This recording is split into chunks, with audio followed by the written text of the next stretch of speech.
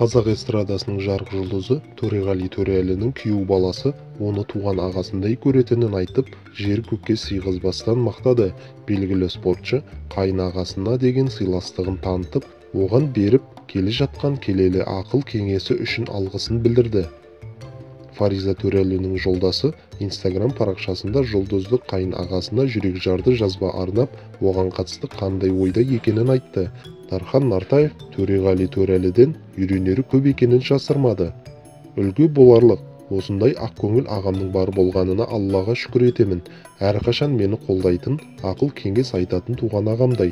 Төреғали, сізге ең бастысы денсаулық тілеймін. Аллам тіл көзден жамандықтан сақтасын. Жолыңыз әрқашан ашық болсын.